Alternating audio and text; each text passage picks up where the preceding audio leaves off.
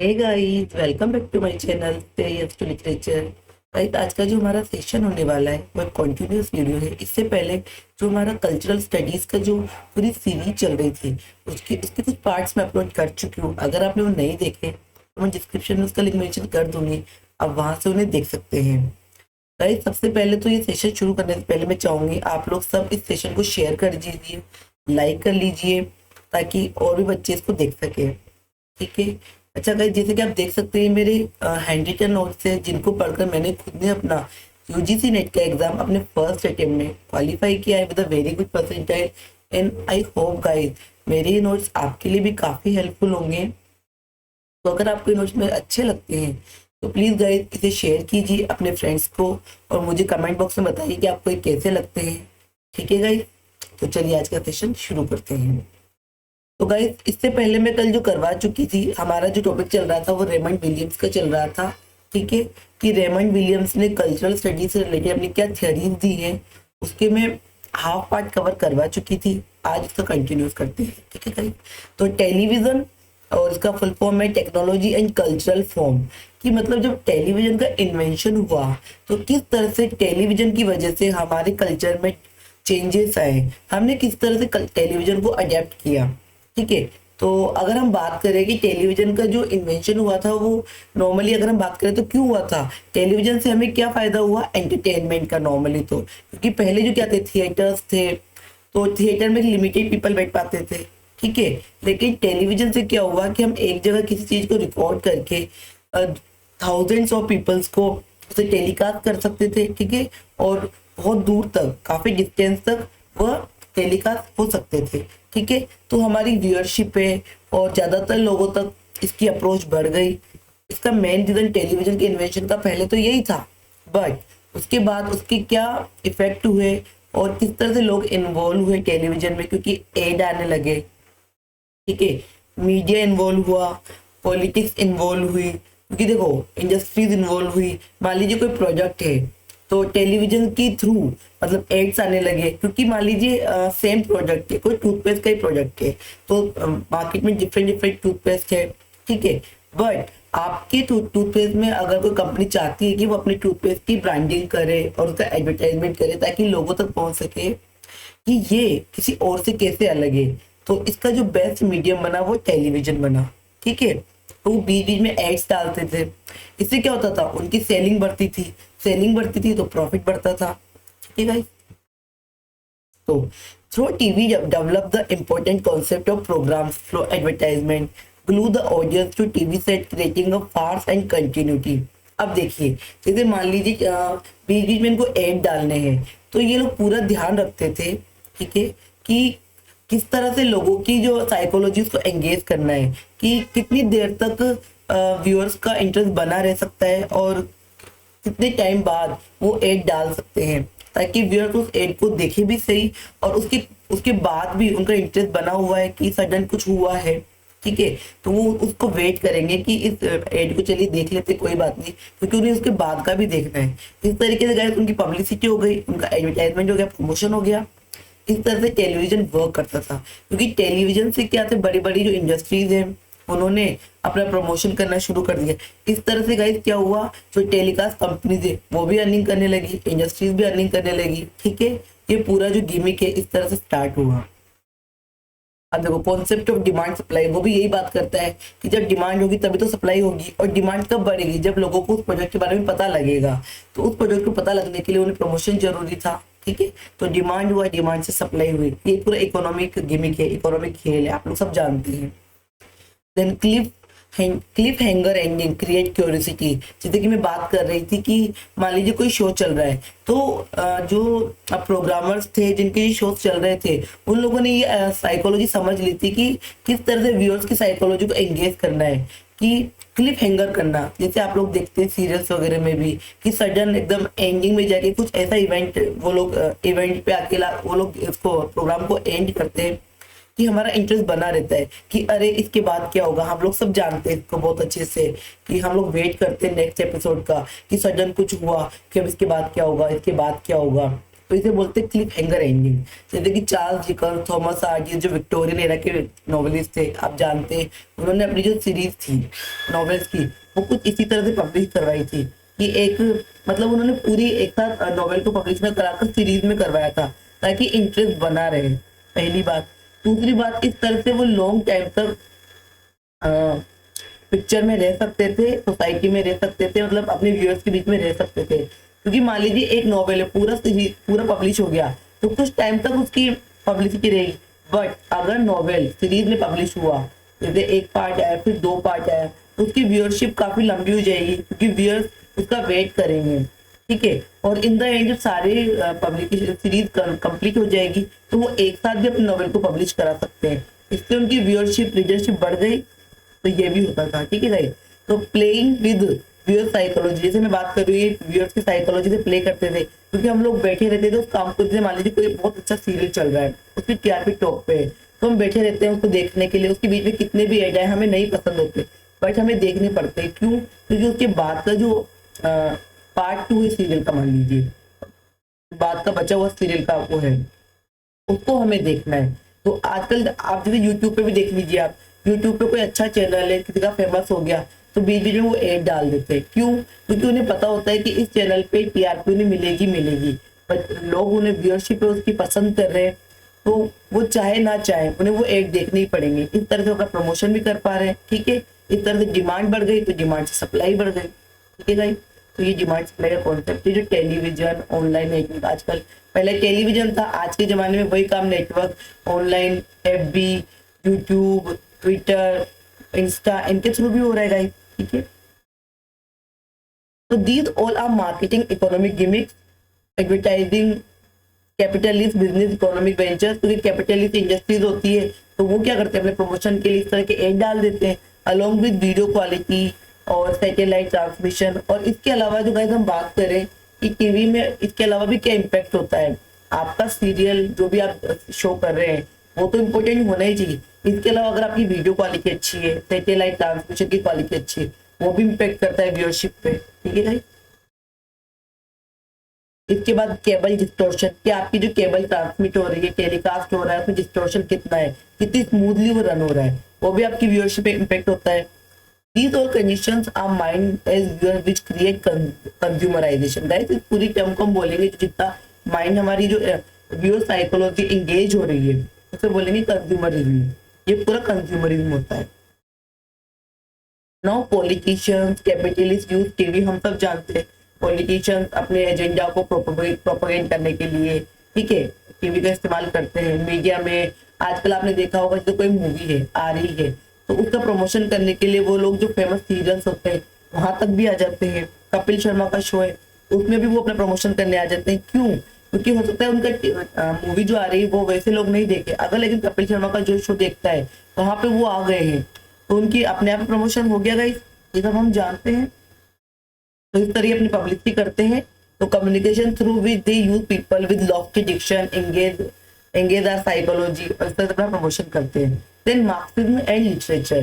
Guys, Marxism का मतलब क्या होता है? मार्क्सिज्म का मतलब होता है कि एक दो हम कह सकते हैं 2 पार्ट में डिवाइड करते हैं मार्क्सिज्म पब्लिक को। एक होता है कि जो रूल करती है पार्टी और जिस पे रूल होता है, ठीक है, जिसके पास पावर है उसी की मेजोरिटी होती है और उसी के रूल्स एंड रेगुलेशन फॉलो किए जाते हैं। और वो किन से रूल फॉलो करवाती है? वो उनके हम कह सकते हैं सबऑर्डिनेट्स होते हैं, ठीक है, जो फॉलो करते हैं रूल्स को।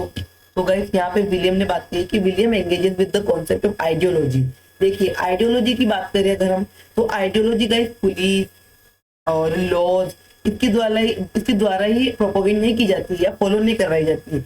हम आजकल देखते हैं लिटरेचर में, लैंग्वेज में, मीडिया में अनकॉन्शियसली हम उन चीज को सपोर्ट कर रहे हैं जो हमें खुद को पता नहीं होती और वो हेजिमोनी बन जाती है, ठीक है। मान लीजिए कोई आइडियोलॉजी गाइस हमें पता भी नहीं होती लेकिन हम अनकॉन्शियसली उसको फॉलो करने लग जाते हैं।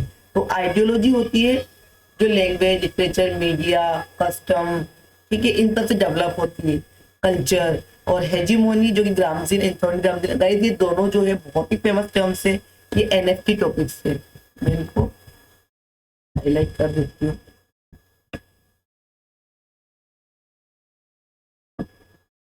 एग्जाम कितनी चीजें नोट नहीं कर रहा है।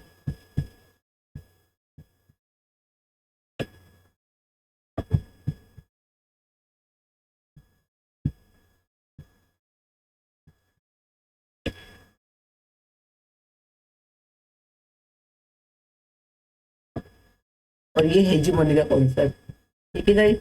तो ये बहुत ही इंपॉर्टेंट है और गाइस गाइस ये एनएफटी टॉपिक है। एनएफटी यानी नेट फेवरेट टॉपिक गाइस।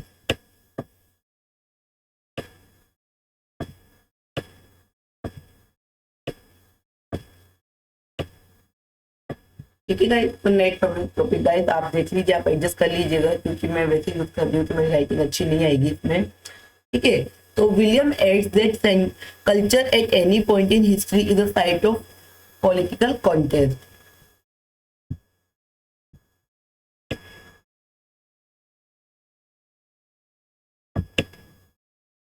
आपको देख लीजिएगा गाइस, ठीक है। आप देखते हैं, तो William adds that culture at any point in history is a site of political consent या कॉन्टेस्ट। ठीक है, मतलब कल्चर जो है ना साथ में पॉलिटिक्स के साथ भी चलता है कि किस तरह की आइडियोलॉजी सेट हो रही है, किस तरह का आपके कंट्री में या फिर आपकी सोसाइटी में गवर्नमेंट फॉलो हो रही है। वो मोनार्की है, वो कैपिटलिस्ट है, वो गवर्नमेंटल है, वो डेमोक्रेटिकल है। तो उसके अकॉर्डिंग ही हमारा कल्चर डेवलप होगा।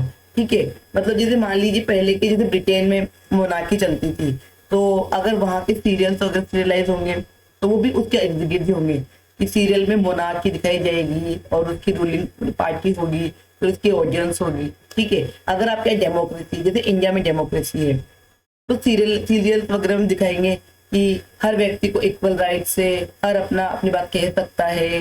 मतलब यहाँ पे जैसे इतनी ज्यादा डाइवर्सिटी है। ठीक है, हर कल्चर यहाँ पे फ्लरिश हो रहा है, हर लैंग्वेज फ्लरिश हो रही है, हर रिलीजन फ्लरिश हो रहा है। तो जिस तरह की कंट्री में आप रहते हैं, जिस एनवायरमेंट में आप रहते हैं, उसी तरह का पूरी कल्चर डेवलप होगा क्योंकि वो मीडिया में भी आएगा। मीडिया में भी हर तरह के व्यक्ति को आने का राइट है, बोलने का राइट है। ठीक है, और जैसे कि हम बात करें लिटरेचर की, हर तरह के राइटर को बोलने का राइट है। अगर हम बात करें हमारी टेक्नोलॉजी की, टीवी की, वहाँ पे भी हर तरह के सीरियल्स आते हैं, हिंदू सीरियल्स आते हैं, उसमें हिंदू कल्चर भी दिखाया जाता है, मुस्लिम कल्चर भी दिखाया जाता है, सब तरह के कल्चर दिखाए जाते हैं। ठीक है, तो ये सब डिस्क्राइब होता है कि हमारे यहाँ पर पॉलिटिकल इकोनॉमी सोसाइटी में किस तरह की है हमारी सोसाइटी। ठीक है, और पॉलिटिकल कॉन्टेस्ट तो power struggle with more groups, क्योंकि देख लीजिए आज हम इंडिया में बात कर लेते हैं। हमारे इंडिया में बहुत सारे पॉलिटिकल कॉन्टेस्ट है, पॉलिटिकल ग्रुप्स हैं। बीजेपी है, ठीक है, आप पार्टी है, कांग्रेस भी है।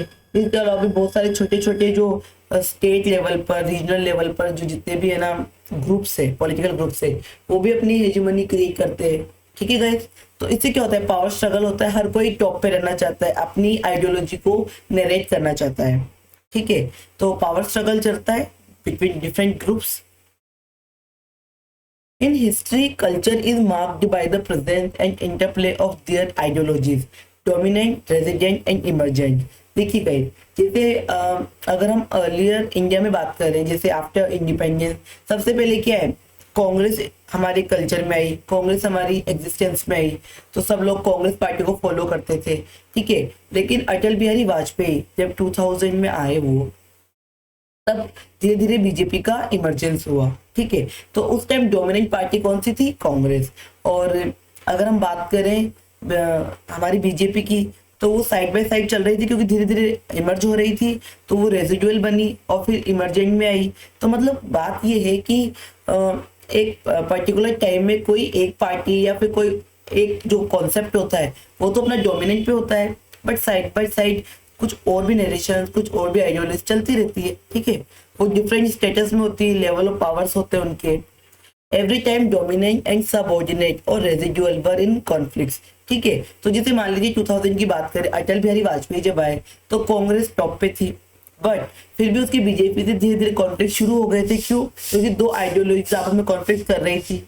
ठीक है गाइस, तो इस तरह से दो dominant lead the time culture, dominant lead करती है क्योंकि उसके पास ज्यादा मेजोरिटी होती है, वो अपने आइडियाज को, रूल्स एंड रेगुलेशन को फॉलो करवा सकती है।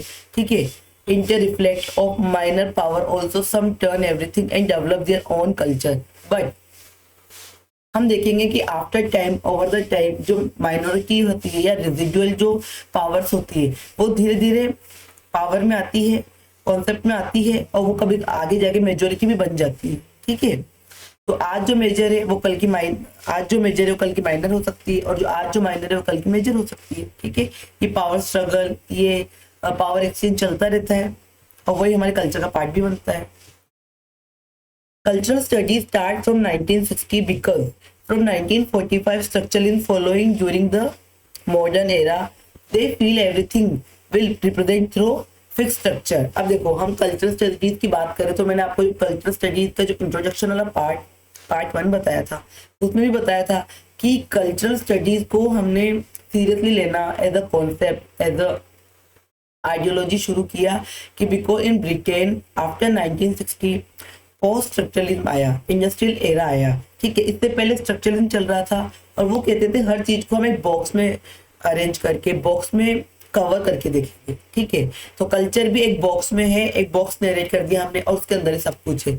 लेकिन 1960 में जब पोस्ट स्ट्रक्चरलिज्म थ्योरीस्ट आए, उन्होंने कहा नहीं, कल्चर तो फ्री फ्लोइंग है, हम जो भी हमारी आइडियोलॉजी, जो भी टेक्नोलॉजी डेवलप हो रही है, जिस तरह के लोग आ रहे हैं, लिटरेचर, लैंग्वेज जिससे हम इंट्रोड्यूस हो रहे हैं, उसके अकॉर्डिंग हमारा कल्चर भी शिफ्ट हो रहा है, नरेशन भी बन रहा है। ठीक है, तो इसीलिए गाइस इस तरह से ये स्टार्ट हुआ। तो they feel everything will represent through fix structure, but this post structuralist theories totally neglect, totally reject that theory. ठीक है, William said that culture is that we perceived experienced as individual in society define culture। जैसे कि मैं बात कर रही हूँ कि जो भी हम डे टू डे लाइफ में फील करते हैं, हम अगर किसी न्यू रेस से इंट्रोड्यूस होते हैं, लिटरेचर से इंट्रोड्यूस होते हैं, लैंग्वेज से इंट्रोड्यूस होते हैं, तो वो पार्ट ऑफ कल्चर बन जाता है। ठीक है, तो कल्चर फ्री फ्लोइंग है, टाइम टू टाइम ये अपने आप में कुछ एडजस्ट भी कर रहा है, कुछ रिजेक्ट भी कर रहा है, तो इस तरह कल्चर हमारा डेवलप होता है। Majority culture became wide and follow openly. जो मेजोरिटी में कल्चर होता है वो तो ओपनली फॉलो होता है। ठीक है, बट कुछ कल्चर्स ऐसे होते हैं जो we can say in minority can practice these all in private manner. ठीक है, क्योंकि बट कुछ कल्चर्स होते हैं जो प्राइवेट मैनर में फॉलो किए जाते हैं, क्योंकि ओपनली उनको अलाउंस नहीं मिलती है, बट फिर भी वही ना इन अ प्राइवेट मैनर फिर भी फॉलो होते हैं। कोई भी कस्टम की बात कर लो, कोई किसी भी तरह की आइडियोलॉजी की बात करो, जैसे रिलीजन में अगर कोई पॉलिटिक्स है वो पॉपुलर नहीं है, वो ओपनली एक बिग फ्रेम में नहीं है, बट वो अपने रीजनल लेवल पे तो फॉलो हो ही रही है, वो आइडियोलॉजी को और वहाँ के लोगों को इन्फ्लुएंस कर ही रही है। ठीक है, तो this shared experience makes culture. और इसी तरह से मान लीजिए एक पर्टिकुलर रीजन में, जैसे हम अगर हमारे राजस्थान की बात कर लें, या फिर अगर हम इंडिया की बात कर रहे हैं, तो जो भी हम कॉमनली एक्सपीरियंस कर रहे हैं वो हमारा कल्चर बन रहा है, भले ही से वो औरों से अलग है। लेकिन अगर मैं किसी पर्टिकुलर कल्चर को शेयर करती हूँ आप लोगों के साथ, और अगर मैं उस वर्ड को बोल देती हूँ, तो आप इजीली समझ जाएंगे। जैसे मैं बात करूँ कोई मुहावरा, अंधा अंधों में काना राजा, ठीक है, और नाचन जाने आंगन टेढ़ा, तो ये बात हम जानते हैं क्योंकि हम हिंदी पढ़ते हैं, हम इंडिया में रहते हैं, तो हम समझ जाएंगे। बट अगर मैं किसी फॉरेन कंट्री में चली जाऊँ और ये बात बोलूँ तो वो नहीं समझेंगे। क्यों? क्योंकि हमारा शेयर्ड एक्सपीरियंस है। ठीक है, अगर मैं घूमर की बात करूं, अगर मैं बॉलीवुड की बात करूं, तो ये हम समझ जाएंगे, लेकिन वो और नहीं समझेंगे क्योंकि हमारा शेयर्ड एक्सपीरियंस है।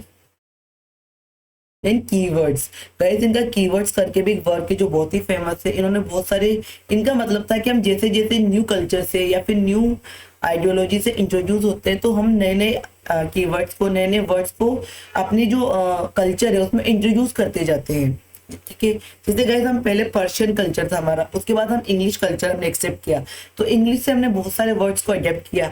आज जो हमारी हिंदी है, अगर हम बात करें, जो हिंदी लैंग्वेज हम बोलते हैं, वो पूरी तरह से हम प्योर हिंदी तो नहीं बोलते हैं, बहुत सारे वर्ड्स है जो हमने इंग्लिश से ले लिए हैं। ठीक है, जैसे ट्रेन है, ठीक है, रेल है। अब रेल अगर हिंदी में बात करें तो रेल का कुछ और मीनिंग है, बट हम वो नहीं यूज करते। कई ऐसे वर्ड्स है गाइस हमें खुद नहीं पता कि हम इंग्लिश से या अदर लैंग्वेजेस से अडेप्ट कर चुके हैं। ठीक है गाइस, अब जैसे कंप्यूटर है, कंप्यूटर एक इंग्लिश टर्म है, बट हम नॉर्मल लैंग्वेज में अगर हम हिंदी बात करें तो कंप्यूटर ही बोलेंगे, हम संगणक तो नहीं बोलेंगे। कई ऐसे जो वर्ड्स है, तो इसी उन्होंने कहा कि हम जैसे जैसे न्यू कल्चर से इंट्रोड्यूस होते जाते हैं, हम कई नए वर्ड्स को अपनी उस लैंग्वेज में, उस कल्चर में ले लेते हैं, एक्सेप्ट कर लेते हैं। और कुछ काफी टाइम से अगर यूज नहीं होते हैं तो वो रिजेक्ट भी हो जाते हैं, ठीक है गाइस। तो इसी तरह रेमंड विलियम ने बोला, he introduced 110 words in 1976 in first edition which were specifically dedicated to cultural studies mentioned there. William known as cultural materialist. Guys, William को रेमंड विलियम को कल्चरल मटेरियल्स भी बोला जाता है। In second edition he publish 130 words. देखा guys आपने पहले 110 words, क्योंकि धीरे धीरे वो न्यू थिंग से इंट्रोड्यूस हुए, न्यू कल्चर से, न्यू आइडियोलॉजी से, तो उन्होंने न्यू न्यू वर्ड्स को एक्सेप्ट करना शुरू कर दिया। इन 1983 जब उनका सेकंड एडिशन आया तो उन्होंने 130 वर्ड्स एडिप्ट कर लिया। Culture of any period always associated with means and modes of production. देखिए, कल्चर वो है जिस समय जिस तरह के मीन्स एंड मोड्स प्रोडक्शन हो रहे हैं, जिस तरह के प्रोडक्शन चल रहे हैं, जिस तरह के डेवलपमेंट्स हो रहे हैं, मतलब मार्केट में किस तरह की चीजें आ रही हैं, ठीक है, किस तरह का प्रोडक्शन चल रहा है, हम उसके अकॉर्डिंग अपनी कल्चर सेट कर लेते हैं। मार्केट में कोई नई चीज आई, न्यू फोन्स आए, देखिए आज का जो कल्चर है, हम बात करें फोन्स की, तो न्यू न्यू फोन्स आ रहे हैं, तो उन फोन में क्या हो रहा है, फ्रंट कैमरा, बैक कैमरा, और फ्रंट कैमरे में भी आजकल बैक कैमरे में 2 कैमरा, 3rd कैमरा, 3 कैमरा, इतने मेगापिक्सल, तो न्यू न्यू आइडियाज चल रहे हैं, ठीक है। तो उस तरह से हमारी जो साइकोलॉजी वो सेट हो रही है, ठीक है। तो culture is abstract entity, concept and catalogue category at that present our mind. देखिए, अगर हम कल्चर की बात करें तो कल्चर कोई दिखने वाली चीज नहीं है, ये एब्स्ट्रैक्ट आइडियोलॉजी है, ठीक है। बट जब हम किसी चीज की बात करते हैं तो उसमें हमारा कल्चर झलकता है। जिस तरह के कपड़े हम पहनते हैं, जिस तरह की लैंग्वेज हम यूज करते हैं, जिस तरह के सॉन्ग्स हम बोलते हैं, गाते हैं, हम इंस्ट्रूमेंट्स यूज करते हैं, वो हमारा पार्ट ऑफ कल्चर है, ठीक है गाइस। तो culture is an abstract identity, concept और कैटेगरी, ठीक है। इन 1981 कल्चर पब्लिश बाय विलियम्स, ठीक है guys, in which he examine the means of culture production and process of it. उन्होंने 1981 में कल्चर नाम से एक वर्क पब्लिश करवाया और उन्होंने बताया कि culture is the means of cultural production, कि कल्चर में किस तरह की प्रोडक्शन हो रहे हैं उसको एडेप्ट किया हमने, वो पार्ट ऑफ आ कल्चर बना, ठीक है, और उसको प्रोसेस भी करते हैं हम। जैसे गाइस मान लीजिए हम अगर मीन्स ऑफ प्रोडक्शन की बात करें, आज के जमाने में हम देखते हैं कि मैगी बहुत फेमस है, ठीक है, हर कोई मैगी को जानता है। तो उसको देखते हुए काफी सारे सिमिलर, क्योंकि मैगी काफी फेमस हो गई, वो प्रोडक्शन हो रहा है उसका, उससे डिमांड हो रही है तो सप्लाई बढ़ रही है, तो उससे रिलेटेड काफी सारे सेम प्रोडक्ट्स बन रहे हैं। जैसे यूपीज है, पतंजलि ने मैगी निकाल दी, ठीक है गाइस, क्यों? क्योंकि उसकी डिमांड बहुत ज्यादा है, तो सप्लाई करने के लिए अगर मैगी नाम से ही बस हम मैगी नूडल्स जानते हैं, तो जहाँ पर मैगी नूडल्स की अप्रोच नहीं है वहाँ पे दूसरे प्रोडक्ट बिक जाते हैं, ठीक है। तो गाइस इसमें डिफरेंट वेराइटी लाने के लिए आटा नूडल आ गई, ओट्स नूडल आ गई, ताकि लोगों का अट्रैक्शन बढ़े कि हम कुछ हेल्दी भी खाना चाहते हैं और इंस्टेंट भी खाना चाहते हैं, ठीक है गाइस। इस तरह हमारा कल्चर डेवलप होता है। So hence, being a culture materialist, he views culture as every experience of life individual with its economic and social structure. तो इकोनॉमिक में बढ़ गया ना अपने आप कि मैगी से क्या है, इनकम हो रही है, मैगी एक बहुत बड़ा जाइंट इन्वेस्टमेंट है, जाइंट इकोनॉमिक डेवलपमेंट है, ठीक है। तो सब लोग चाहते हैं कि समहाउ वो, जैसे किसी भी तरह की कोल्ड ड्रिंक है, कोका कोला, पेप्सी, फ्लाइज, तो ये बहुत फेमस है, तो गाइस उससे रिलेटेड उसी तरह की सेम नेम थोड़ा चेंज कर देते हैं, बट वो चाहते हैं कि अगर वो बिक रही है तो क्वालिटी वैसी मेंटेन करके वो भी अपनी इनकम कर सकते हैं, अर्निंग कर सकते हैं, ठीक है। तो इस तरह से वो इकोनॉमी का पार्ट भी बन गई। हम सब जानते हैं, हम अपनी डेली लाइफ में हर तक किसी न किसी तरह की कोल्ड ड्रिंक्स इंट्रोड्यूस होते हैं, ठीक है गाइस। तो गाइस आज का जो रेमंड विलियम का टॉपिक है आज यहाँ कवर हो जाता है। अगर आपको गाइस ये अच्छा लगा तो मुझे कमेंट बॉक्स में लिखिए। इस तरह के मोटिवेशनल वीडियोस को बनाने के लिए गाइस आप मुझे कमेंट कर सकते हैं, ताकि मुझे इससे मोटिवेशन मिलता है और मैं आपको अच्छे अच्छे वीडियोस बना के दे सकती हूँ। आज के सेशन में इतना ही गाइस, मिलते हैं नेक्स्ट वीडियो में, तब तक के लिए बाय, टेक केयर।